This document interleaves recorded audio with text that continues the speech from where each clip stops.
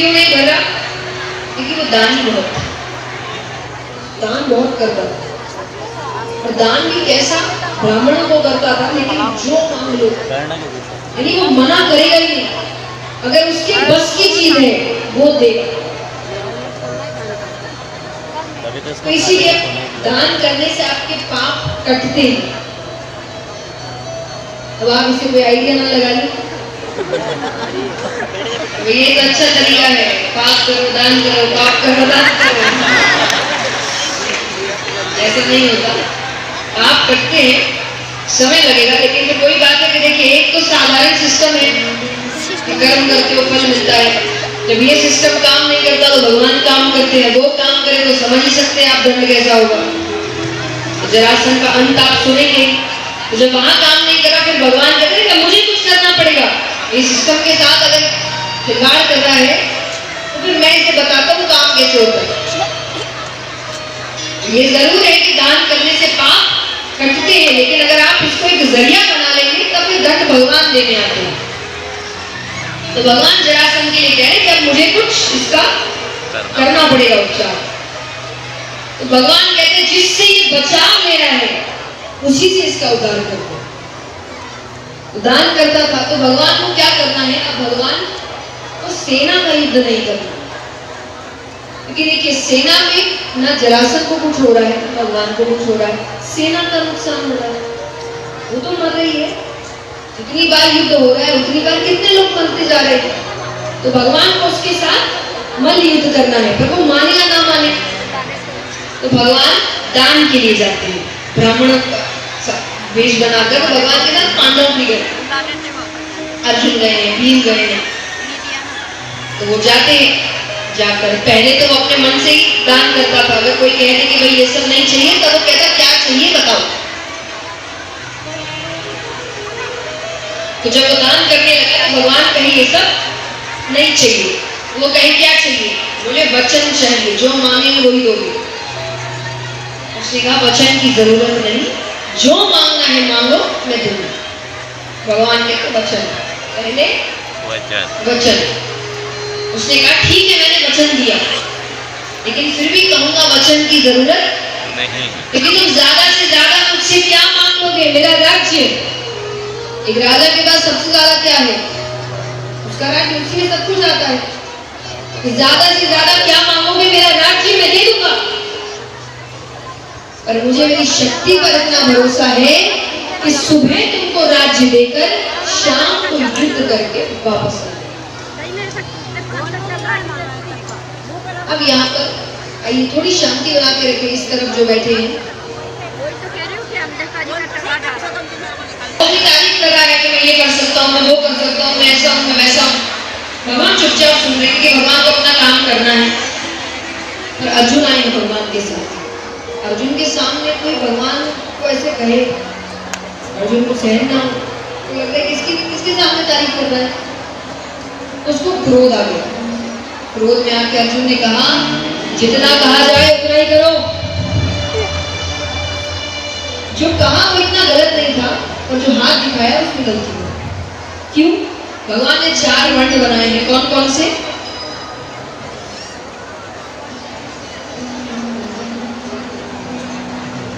क्या बच्चों को बुझाएंगे आप? कौन कौन से वर्ण बनाए?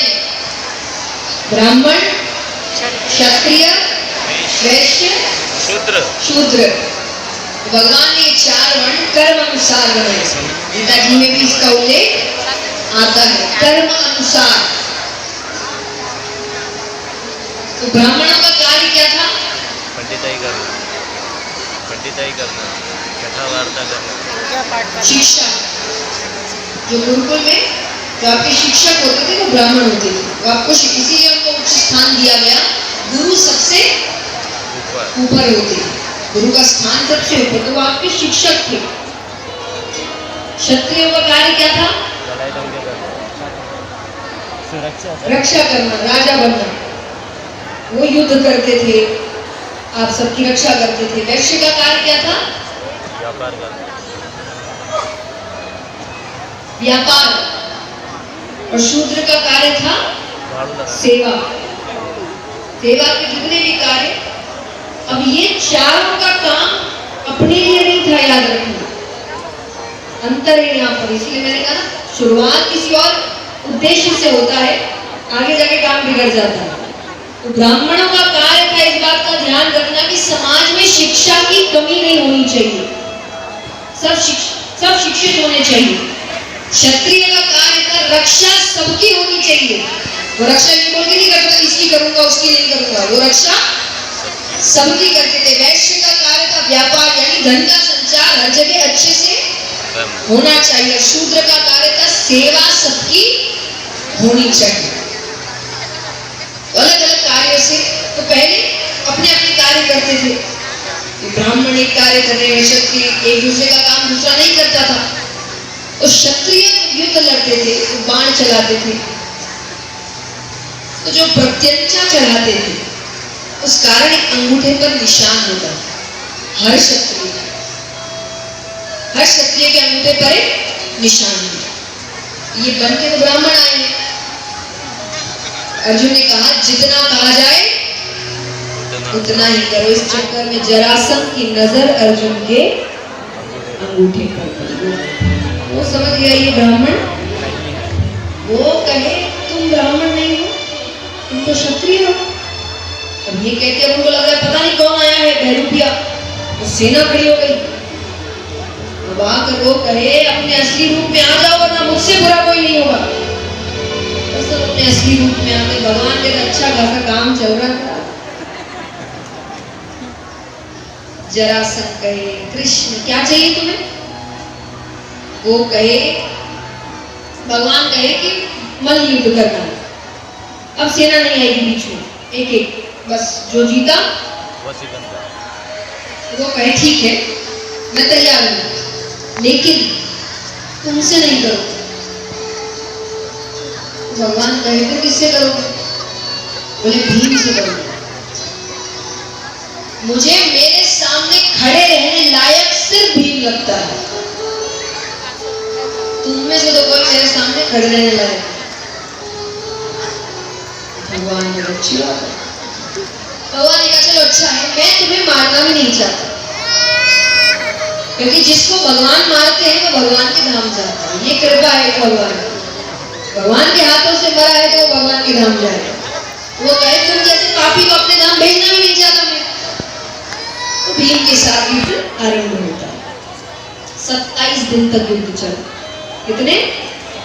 जरासंध को खरोच नहीं आ रही। अब इसके पीछे एक प्रसंग है कि बृहद्वीत नामक एक राजा थे, उनकी 2 रानियां की संतान है, तो वो कुछ संतों की कुटिया में उनकी सेवा करने गए कुछ समय के लिए। तो जब वो जाने लगे तो उन्होंने कहा कि कोई वरदान चाहिए तो बोलो। तो राजा ने कहा कि एक संतान चाहिए। संतान नहीं मेरे संतों को नहीं पता कि इसकी 2 रानियां हैं, क्योंकि वो सेवा करने में कुटिया ही आया था, बाकी उनके साथ कोई आया नहीं। तो उन्होंने एक फल दिया, पत्नी को खिला दिया। वो गए, दोनों पत्नियों ने आधे आधे फल, दोनों को बालक हुआ, एक ही बालक हुआ पर मृत मरा हुआ बच्चा। एक हिस्सा एक को हुआ, एक हिस्सा रात को हुआ। तो उसको लगा कि प्रजा को पता चल गया तो प्रजा तो डर जाएगी कि ये क्या हो गया। उन्होंने रातों रात वो दोनों हिस्से जंगल में फेंक दिए। जंगल में जरा नामक एक माया जरा बीच का हिस्सा कमजोर है, कहीं भी कुछ करो कुछ खरोच भी नहीं आता। 27 दिन के बीच 28 युद्ध के लिए तक भगवान ने भीम से कहा कि मेरी तरफ नजर रखना, मैं कुछ इशारे करूंगा। ठीक है। यहाँ युद्ध आरंभ हो गया। भीम भूल गए। तो भीम का ध्यान अपनी ओर आकर्षित करने के लिए भगवान भीम की प्रशंसा कर रहे हैं। ओ भीम क्या दाव खेला है? आवाज क्या है? भीम को याद आता है जब भीम भगवान की ओर देखते हैं, भगवान की ओर देखे तो भगवान ने एक टहनी उठाई, भीम से पकड़कर चीर दिया। भीम ने तुरंत मुंह घुमाया, दोनों पैरों में पकड़कर चीर दिया।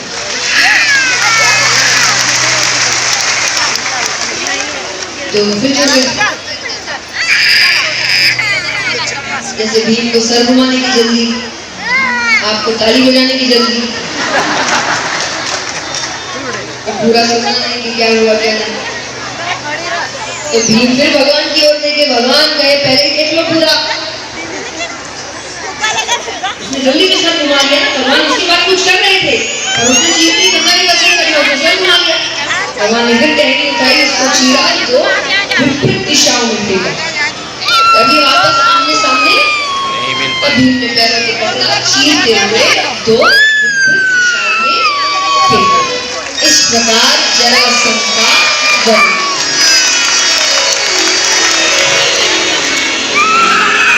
तो यहाँ पर इस प्रकार भगवान भीम की सहायता करते हैं। देखिए भगवान सहायता सबकी करते हैं, मदद सबकी करते हैं, बस हमें समझ नहीं है। जो भगवान के साथ हो जाता है, भगवान की कृपा के साथ हो जाता है, भगवान की शिक्षा के साथ हो जाता है, उसके जीवन में तकलीफ कितनी भी आए पर वो तकलीफ उस पर हावी नहीं है। जैसा मैंने कहा सत्चित और तीसरा रूप क्या है भगवान का? आनंद। तो जो भगवान के साथ है उसके जीवन से आनंद कभी खत्म नहीं होता। उसके जीवन में क्या है? 100 कौरव 5 पांडव, फिर भी जीता कौन? वो अपने 5 की वजह से जीते थे क्या? किसकी वजह से जीते? क्योंकि कृष्ण। देखिए जहाँ धर्म है वहाँ कृष्ण है, जहाँ कृष्ण है वहाँ विजय है, ये पक्की बात। भगवान अगर साथ में तो आपकी हार नहीं हो सकती। आपके जीवन में हमेशा आनंद ही आनंद रहेगा। श्याम प्यारे से जिसका संबंध, उसको हर घड़ी आनंद ही आनंद, उसको हर घड़ी आनंद ही आनंद। तो कौन कौन के साथ संबंध रखना चाहता है? उठाओ बड़े बड़े हाथ, बड़े हाथ तालियों के साथ। उस श्याम प्यारे से, श्याम सुंदर से, श्याम प्यारे से जिसका संबंध है, श्याम प्यारे से जिसका संबंध है, उसको हर घड़ी आनंद ही आनंद है, उसको हर घड़ी आनंद ही आनंद है। श्याम प्यारे से जिसका संबंध है, श्याम प्यारे से जिसका संबंध है, उसको हर घड़ी आनंद ही आनंद है, उसको हर घड़ी आनंद ही आनंद है। अपनी शरण में जाना चाहिए, भगवान की शरण में जाना चाहिए, भगवान की भक्ति करने के लिए सब काम होते जाएंगे, है ना? सबको समझ आ रहा है? यही जब पहले कहा गया था तो समझ में नहीं आता हमें, तो हम देर करके क्यों मानते हैं? हमारे जीवन में दिक्कतें आए तभी क्यों मानते हैं चीजों को? पहले से क्यों नहीं समझ जाते? तो भक्त कहते हैं संत ऋषियों की वाणी को मानो, संत ऋषियों की वाणी को मानो, संत ऋषियों की वाणी को मानो, संत ऋषियों की वाणी को मानो।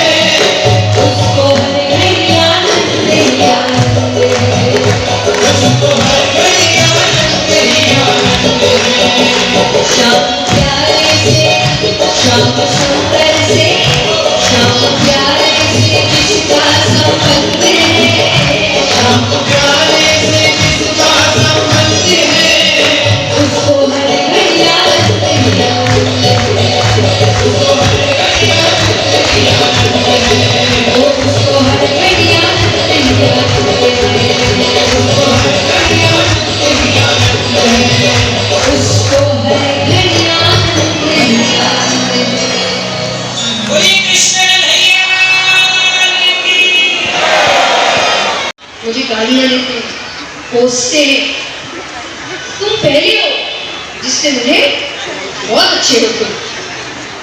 उसकी अच्छाई देखकर यमराज कहते कि चलो, क्योंकि तुमने मेरा इतना सम्मान किया तो आज तुम्हारे लिए मैं अपनी लिस्ट ऊपर से ना शुरू करके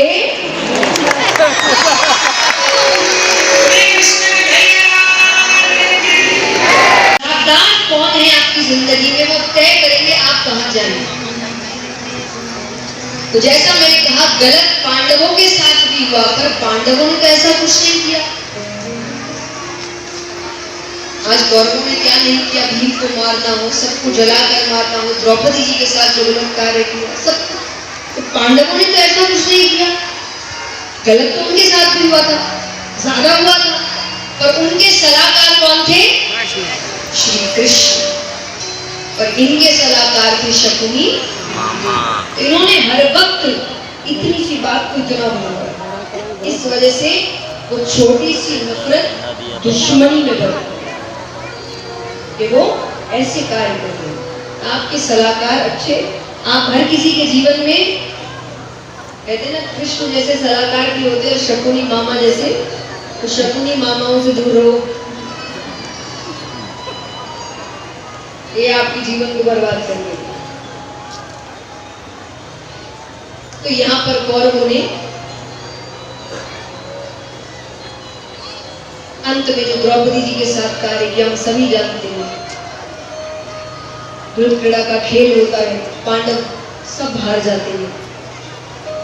अंत में उन्होंने कहा हमारे पास कुछ बचा नहीं। अभी वो कहे द्रौपदी बची है, वो रजस्वला अवस्था में थी, उनके केशों को पकड़कर लाया जाता है, साड़ी खींचने लगते हैं, कुछ देर वो साड़ी मुख में दबा कर रखती है। दुशासन बहुत शक्तिशाली है, हिम्मत नहीं है। अंत में उसने दोनों हाथ ऊपर उठा, हे परम पिता परमेश्वर मेरी रक्षा करो, हे द्वारिका के नाथ मेरी रक्षा करो, हे द्वारिकाधीश मेरी रक्षा करो।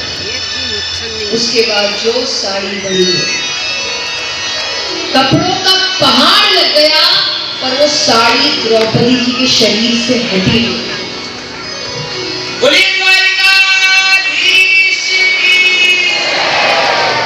पर इसका मतलब ये नहीं कि बात यही खत्म हो गई, क्योंकि ऐसा अपमान नारियों का राक्षसों की सभा में भी नहीं हुआ था, जो राजाओं की सभा में हुआ। इसलिए कहते ना कि संस्कार जरूरी होते हैं। सिर्फ कई लोग कहते हैं कि शिक्षा नहीं होती इसीलिए गलत है। सिर्फ शिक्षा से कुछ नहीं, बिना शिक्षा वाले भी बहुत बुरे होते हैं, और कहीं शिक्षा वाले भी कैसे कैसे काम करके बैठ रहे हैं। आपके संस्कार कैसे हैं ये मायने रखता है कि आपको बचपन से सिखाया क्या जाता है। मैं हमेशा कहती हूँ सीख बचपन में सीखी। वही बचपन में जब दुर्योधन ने गलतियां करी थी, उसको सुधार दिया गया होता, बड़े होने के बाद ये हालत नहीं होती।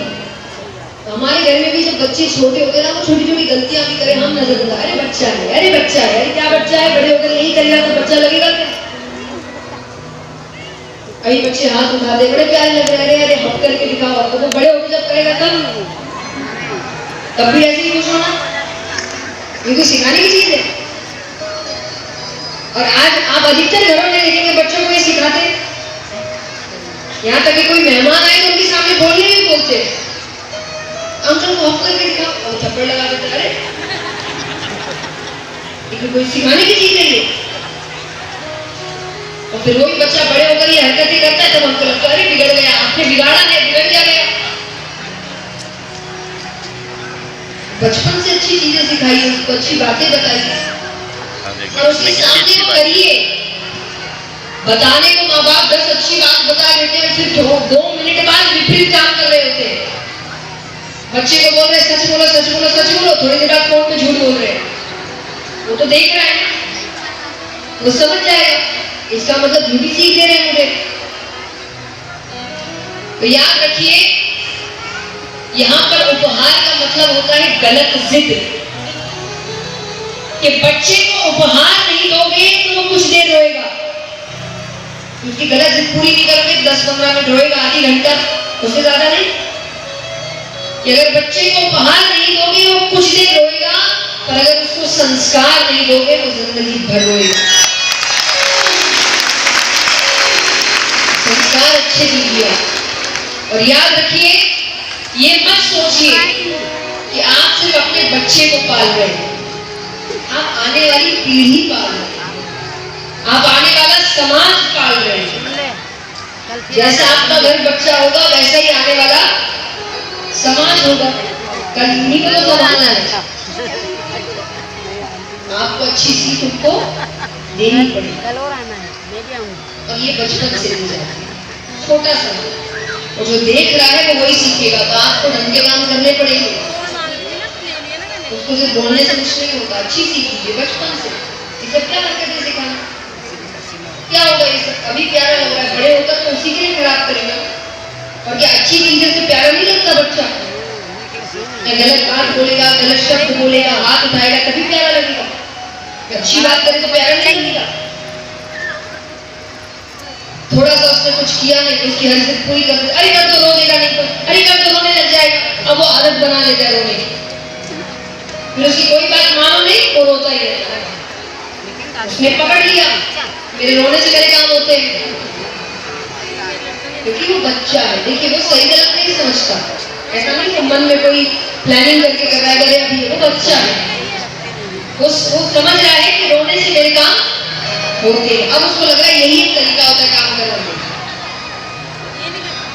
यहाँ पर धृतराष्ट्र ने यही तो किया, हर गलती पर पर्दा डालते गए, हर गलती पर पर्दा डालते गए, अंत में ऐसा हुआ पूरा वंश खत्म हो गया। दुख किसको हुआ? अंत में बताइए दुख किसको हुआ? सारे बच्चे किसके खत्म हुए? उनके ही हुए ना, वंश उनका ही खत्म हुआ। क्या कर दिया तुमने?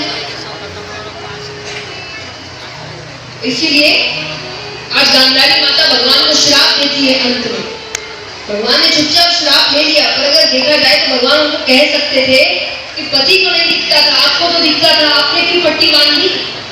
आप तो बच्चों को देख सकते थे कि वो गलत कार्य कर रहे हैं, आप दोनों ने नहीं देखा, उसका भुगतना मुझे पड़ रहा है कि मुझे श्राप दे रहे हो।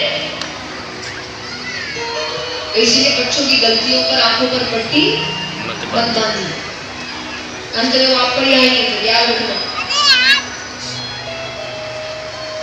तो इस प्रकार अब यहाँ पर पांडवों को वनवास होता है, वनवास से वापस आते हैं, अपना राज्य मांगते हैं। दुर्योधन ने कहा युद्ध करो, ले जाओ। वो कहे तुमने वचन दिया था, मुझे याद नहीं, मुझे कोई वचन याद। इसीलिए आजकल सारे काम लिखित में होता है, लिखित होते हैं। अब कौन पलट जाए? भगवान शांति रूप बन के भी जाते हैं, समझाते हैं, पर कोई मानने को तैयार नहीं। तब अंत में युद्ध होता है और सभी को पता है कि युद्ध के बाद क्या हुआ। किसकी जीत हुई? पांडवों की जीत हुई और कौरवों की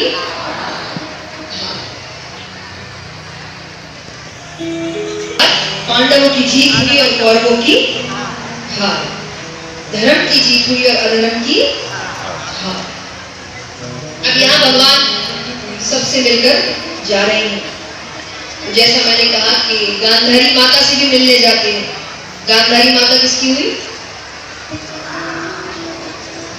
कौरवों की माता, दुखी है भगवान गए तो उन्होंने कहा तुम्हारी वजह से मेरे बच्चे, तुम नहीं होते ना, पांडव में से एक नहीं बचना। मेरे 100 बच्चे, 100 की 100 मारे गए, तुमने मेरा पूरा वंश खत्म कर दिया। तब अंत में गांधारी माता ने कहा कि जैसे मेरा वंश खत्म हो गया ना, मैं श्राप देती हूँ तुम्हारा वंश भी खत्म हो गया, तुम्हारे वंश में एक दिन बचेगा। भगवान ने अच्छी बात, मैं सोच ही रहा था उन्हें खत्म कैसे करूं। क्यों सोच रहा था? देखिए कोई छोटे से स्थान में अगर कोई व्यक्ति जिसको थोड़ा पावर मिल जाए, उनके बच्चे जब हरकतें करते हैं, गलतियां करते हैं, उनको कोई टोक दे तो क्या कहते? तुम जानते नहीं, तुम जानते नहीं मेरा। अच्छे शब्दों में कहे तो तुम जानते नहीं मेरे पिता कौन है। इन शब्दों का इस्तेमाल होता नहीं है वैसे। तो छोटे से स्थान में थोड़ा सा पावर आ नहीं गया कि बच्चों में इतना घमंड, इतना अहंकार हो जाता है। तो ये तो भगवान के बच्चे हैं, इनका ब्रह्मांड में कोई कुछ नहीं बिगाड़ सकता, लेकिन है इंसान, भगवान एक ही है, बाकी सब इंसान है, पर इंसान अपना रंग दिखाता है। तो भगवान नहीं चाहते थे कैसा कोई वंश आगे बढ़े। अगर भगवान ने उस वक्त नहीं खत्म किया होता, आज भी एक परिवार होता, कह रहा होता हम भगवान के वंशज हैं। भगवान ने ये सब काम करना ही नहीं, मैं गया मेरे साथ सब गए, कोई नहीं बचेगा। भगवान ने कहा कि मैं सोच ही रहा था उन्हें खत्म कैसे करूं, आपने मेरा काम आसान कर दिया। आइए आगे के प्रसंगों की ओर बढ़ते हैं, उससे पहले कुछ सम्मान। सभी से निवेदन है शांति से अपने स्थान पर बैठे रहें।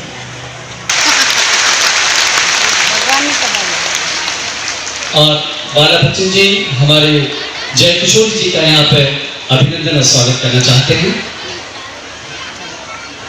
जीतू भैया से निवेदन है कि वे उन्हें उनके साथ में पहुंचे, और विधायक पाचीलाल मीणा जी से भी निवेदन है कि वे भी उनके साथ आए। देखिए स्वागत की इतनी अच्छी घड़ी में करतल ध्वनि तो बनती ही है, और साथ ही साथ में योगेश जी यादव को भी मंच पर बुलाना चाहूंगा कि वे भी मंच पर आए। देखिए तालियां रुकनी नहीं चाहिए, यहाँ पे स्वागत हो रहा है। पाचीलाल जी मीणा से भी निवेदन है कि वे भी उनका स्वागत करें। और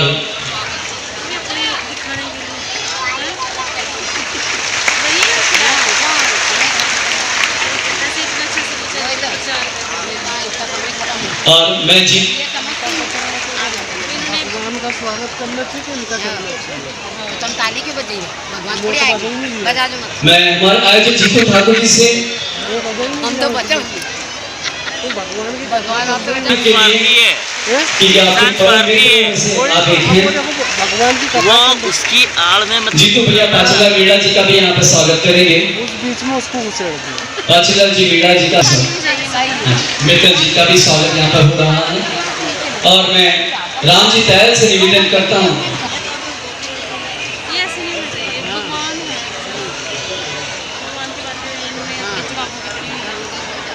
राम जी तहल से भी निवेदन करता हूँ कि वे बाला बच्चन जी, मनोज जी मित्तल और जीतू ठाकुर जी का भी वो स्वागत यहाँ पे कर रहे हैं। जीतू ठाकुर जी से निवेदन है कि मंच बीच में आए, और योगेश जी आप सभी का यहाँ पे स्वागत हो रहा है।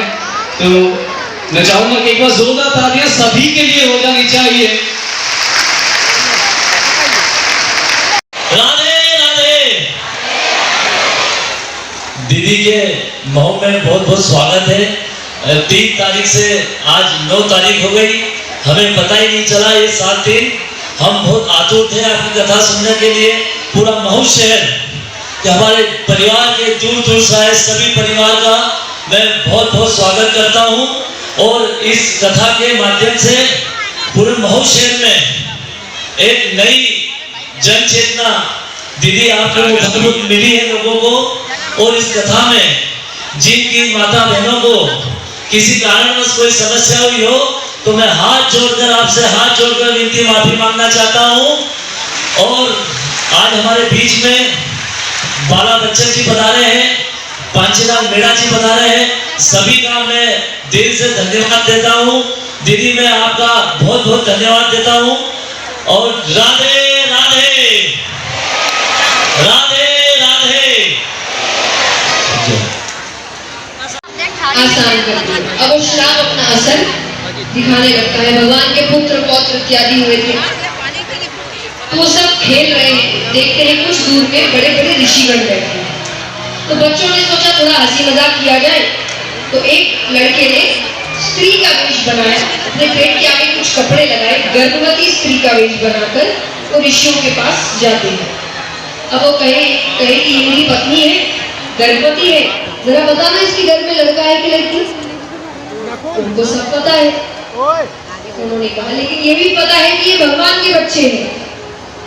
तो उन्होंने कहा कि अभी आप जाइए, हम जरूरी काम कर रहे हैं, आप कुछ देर बाद आइएगा, हम भी खेलेंगे आपके साथ। तो वो कहने लगे सब ढोंगी है, इनको कुछ नहीं पता। और उसके बाद भी वो शांत हुआ। जबकि हम सब जानते हैं ऋषियों को कितनी जल्दी गुस्सा आता है। भगवान को इसी बात का तो डर था कि इनको कोई कुछ बोलने ही नहीं पाया, ये मेरे बच्चे हैं।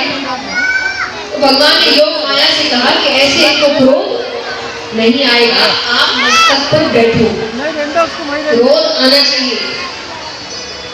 तो योग माया जाकर ऋषियों के मस्तक पर बैठती है, उनको क्रोध आता है। क्रोध में आकर उन्होंने कहा जिस गर्भवती स्त्री का वेश बनाया है ना, उसी गर्भ की जगह एक लोहे का मूसल निकलेगा और हम श्राप देते हैं कि वो तुम्हारे पूरे वंश को खत्म करेगा। बच्चे डर गए, पेड़ के पीछे जाते कपड़े हटाते हैं, सच में जो पेड़ के आगे कपड़े लगाए थे वहां एक लोहे का मूसल निकलता है। उग्रसेन जी के पास गए तो उन्होंने नदी के पास एक बड़ा सा पत्थर रखा था, उस पर घिस रहे हैं। घिसते घिसते घिसते इतना सा टुकड़ा बचता है, उनको लगा इतने से क्या हो जाएगा, तो वो टुकड़ा उन्होंने पानी में फेंक दिया, उसको एक मछली निकलती है।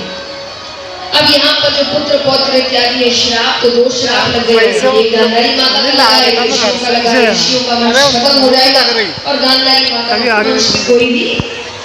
तो यहाँ बच्चे सब मद्यपान इत्यादि करते हैं, एक दूसरे से लड़ रहा है, दूसरा तीसरे से लड़ रहा है, लड़ते लड़ते एक दूसरे को मारने लगे, सबने एक दूसरे को ही खत्म कर दिया। उस बीच बलराव भैया सबकी अब मृत्यु तो दिखानी पड़ेगी, सब खत्म। वंश में बचा कौन? श्री कृष्ण। अब उनका भी जब जन्म दिखाया है तो मृत्यु निश्चित है, दिखानी पड़ेगी। भगवान को पता है अब उनके जाने का समय आ गया है, वो सबसे मिलते हैं। अब जो मैंने कहा था कि ब्रज जब भगवान ने छोड़ा उसके बाद सीधा वो मिलते हैं अंत समय। अब भगवान सबसे मिलते हैं, नंद बाबा, यशोदा मैया, गोपियां, देवकी माता, वसुदेव जी, उद्धव जी, सबसे। देवकी माता ने कहा कि मैं अभी तक तुम्हारे लिए जीवित थी, तुम जा रहे हो, मेरे 6 बच्चे वापस करो। जिनको कंस ने मारा था भगवान 6 बच्चों को वापस गोपियों से कहा चिंता मत करो, मैं वृंदावन छोड़कर नहीं जाऊंगा, मैं वक्त नहीं। तो सबसे मिलकर भगवान चले जाते हैं। अब जिस मछली ने निकला था उस मछली को एक शिकारी पकड़ता है, मछली को काटता है, उसमें से वो हिस्सा निकलता है, उसके धार करके उसको अपने तीर के आगे लगाता है। अब यहाँ भगवान एक पेड़ के नीचे लेटे हुए हैं, अपने उनका पूरा जो शरीर है वो पत्तियां ढककर रखी है, सिर्फ उनके पैरों की मणि चमक रही है। वो शिकारी सामने से जा रहा है, वो चमक देखकर उसको लगा कि हिरण्यक भी है, आंख चौंक रही होगी, उसने वो ही तीर निकाला। देखिए लीला है, वरना कोई तीर भगवान को नहीं मार सकता। लेकिन जैसा मैंने कहा कि मृत्यु में तो वो तीर मारता है जो भगवान के पैरों पर जाकर लगता है। भगवान खड़े होते हैं जाने के लिए, अब भगवान को देखकर वो रोने लगा। वो कहे प्रभु आपको मैंने मारा, मेरी वजह से आप जाएंगे। आज नाम तो यही है ना कि भगवान को किसने मारा। वो कहे कि मेरा एक नाम लगेगा। भगवान कहते तुमने नहीं मारा, मैंने तुमसे ही करवाया। क्यों करवाया? बोले राम अवतार में मैंने तुम पे पीछे से वार किया था। कौन? बाली। बोले तुम बहुत नाराज हुए थे कि पीछे से क्यों मारा, सामने से मारना था। इस अवतार में तुमने पीछे से मार दिया। हो गया हिसाब बराबर। मैं किसी का उपकार ऊपर लेकर नहीं जाऊंगा। मैंने तुमको मारा, तुमने मुझको मार दिया, हो गया हिसाब बराबर। देखिए मैंने पहले भी कहा कि आपके हर कर्म का आपको फल हिसाब तो चुका कर जाना पड़ेगा। जब भगवान हिसाब चुका कर जा रहे हैं, हम और आप तो क्या होते हैं। यहाँ रहने का नियम है, जो करोगे उसका हिसाब तो देना पड़ेगा। भगवान तक देते हुए जा रहे हैं कि मैंने तुमको मारा, तुमने मुझे मार दिया।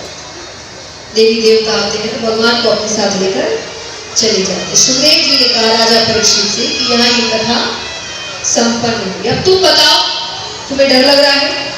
मैं अमल कर सकता हूँ।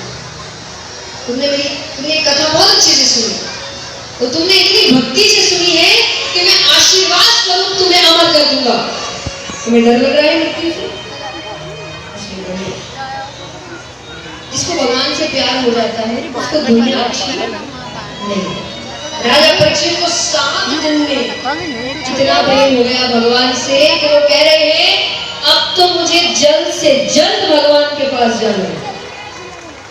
अब उन्हें आशीर्वाद देते हैं और चले जाते हैं। यहाँ अलग अलग ऋषि मिलने आ रहे हैं, उनको फल काट काट के दिए जा रहे हैं। इसमें से एक फल में तक्षक छोटा रूप बनाकर बैठ जाता है।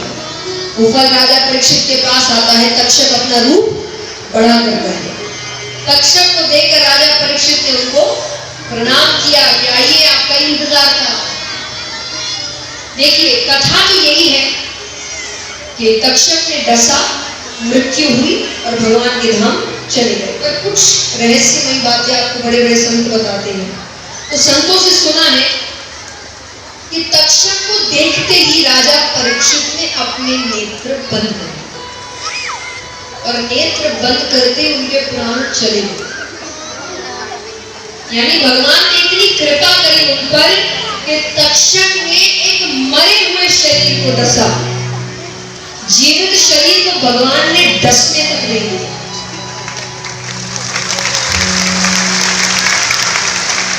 तो तक्षक डसते या राजा परीक्षित की आत्मा भगवान में लीन हो जाती।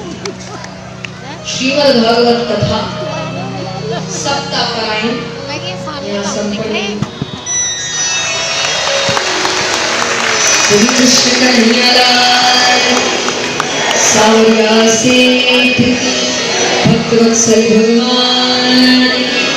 श्रीमद् भागवत महापुराण।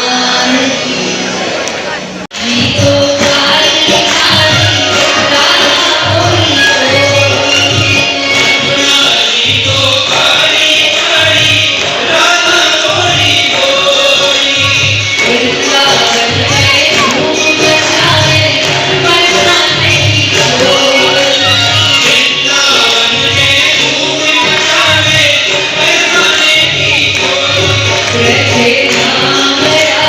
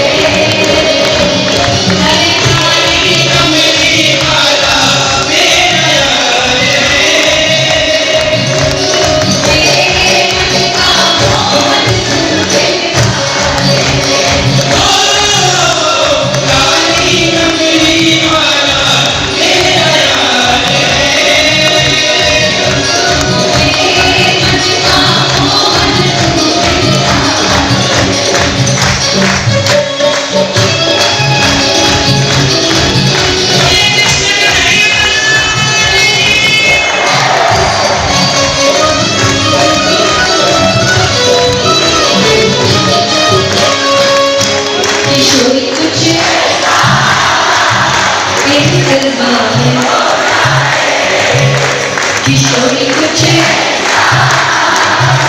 इंतजाम हो, कैसा इंतजाम? दुआ पे कुछ कैसा इंतजाम हो